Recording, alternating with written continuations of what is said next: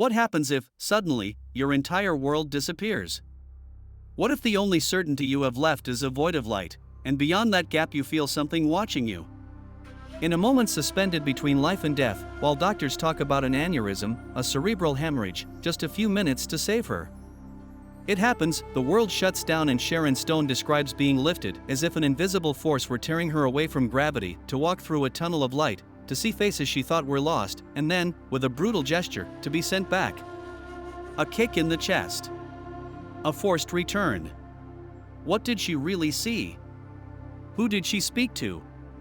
And, above all, after that passage, who did she become again? Today I will take you beyond that threshold, to the exact point where earthly life breaks and something greater begins to breathe. It's not about faith or science, it's about opening your eyes and heart to what you will hear, because there are thousands of documented near-death stories, coming from every corner of the globe and with so many commonalities that it's astonishing, since to hypothesize, even just to hypothesize, an occult mastermind behind them is absolutely out of the question. I repeat, they are so numerous, and come from so far apart, that to suggest they could have colluded is absolutely inconceivable. Over to you, Sharon. Open your mind, open your heart, and imagine yourself in a body that suddenly collapses. Your breathing becomes shallow, then disappears. Everything that was real dissolves. But you feel no fear. You don't fall, you are lifted. It's as if the world loses its weight, and you are only air. A breath rising. A feather that no longer remembers its body. Every sound, every thought evaporates. Only what you are remains, stripped of everything. Sharon describes it as an upward swoop, an unchosen, but inevitable leap. In that moment, the mind doesn't think, it simply observes. And in that observation, you discover that the darkness isn't dark, it's just the world that remains behind, now distant. Time stretches. Everything slows. Every heartbeat becomes a universe. Every breath, a new beginning. You realize you're leaving something that no longer belongs to you. There's no pain. There's no anxiety. Only detachment. Only peace. The mind is silent. And you, for the first time, are truly free. Free from the burden of having to be someone. Free from the idea of time, guilt, identity. Free even from the desire to understand. In that silence, you are pure existence. Then it happens. A luminous, living, pulsating corridor opens before you. You don't walk into it, you are drawn in, as if by a breath inviting you to follow it. You don't see light around you, you are light in motion. Everything vibrates. Every particle sings a sound that is not sound. All is silent, but a silence that breathes. It's as if the light itself embraces you, dissolving every shadow. There's no longer the noise of the world, nor the beating of your heart. Only stillness. Only belonging. It's a return without memory, yet full of recognition. As if every fear, every wound, suddenly finds its place within a larger design. You no longer ask why. You understand, without words. In that utter silence, you feel like you're coming home. Every invisible step brings you closer to something that isn't the sky, but beyond the sky. There is no direction, only expansion. There is no destiny, only presence. And you let go. Without resistance. Without fear. It's like dying, but feeling alive for the first time. Every fiber of your being surrenders.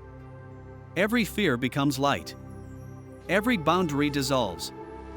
It's as if love were no longer a feeling, but the very substance you are made of. At the top of the tunnel, a threshold appears. Sharon calls it the opening. And inside that opening, she sees faces. Loved ones. Souls she had lost. They are not memories or dreams, they are presences. They look at you. They recognize you. They welcome you without words, but it's as if they were saying, "You can come." There is no fear, only nostalgia. A sweet desire to cross over. And there you understand that separation truly doesn't exist. That the one you love has never disappeared, but lives on in a more subtle, truer, closer form than you can imagine. Have you ever dreamed of someone who was no longer here and for a moment thought you could touch them? Imagine that moment, but real. There, the line between life and death becomes as thin as breathing.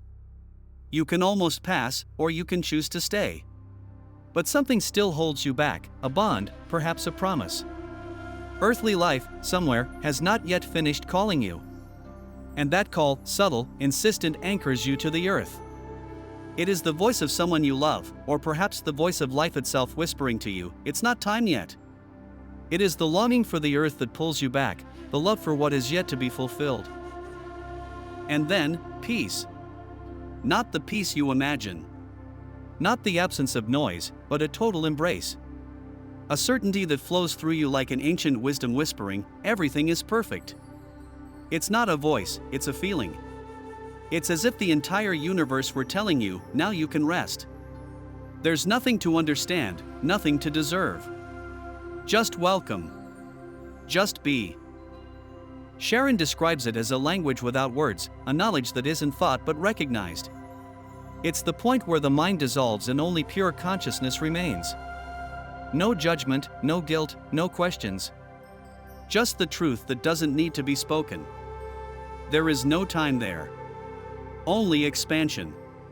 Only peace that knows no bounds. It's an invitation that doesn't impose. It's quiet. It's love. If you could, you'd stay there forever. But the journey isn't over. And just when you think everything is complete, the light goes out.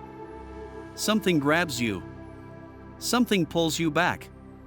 The return isn't an awakening. It's a tear. Sharon describes being pushed into her body with force, as if someone had thrown her back inside herself. A violent impact. A kick in the chest. The tunnel closes. The light recedes. The silence fades. And you fall, not down, but inside. Inside yourself, flesh and blood. It's like being reborn, but in reverse. The light goes out, and the world returns with its density, with its pain, with the sound of machines that mark your survival. Yet something inside you remains different. Something that can never go back. The world suddenly returns, the beeping of monitors, the labored breathing, the confusion. Yet nothing is as it was before. Something remains on the other side. Something accompanies you. It's a subtle memory, a piece you can never forget. From that moment, life is never the same. Because now you know what lies beyond the darkness. When you open your eyes, your body is no longer yours. It's like putting on a dress that doesn't belong to you.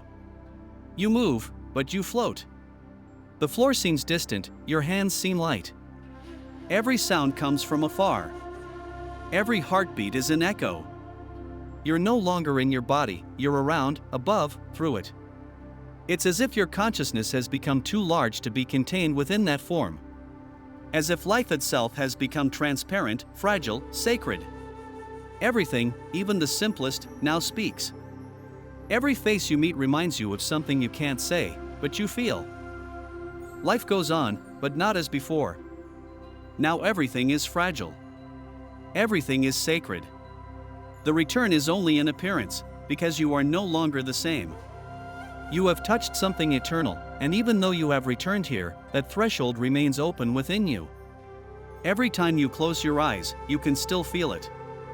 Every time the world falls silent, you recognize it. And that's when you understand, you never truly returned.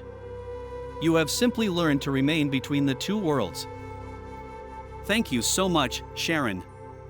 And perhaps this is precisely the gift of dying, reminding us that there is nothing to fear, because nothing is lost. We change shape. We return to the source.